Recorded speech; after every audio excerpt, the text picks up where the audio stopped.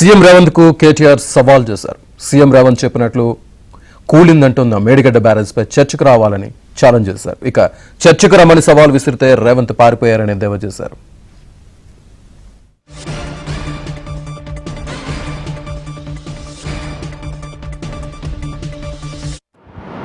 చర్చకు తుంగతుర్తికి, కోలాడకు, సూర్యాపేటకు చివరి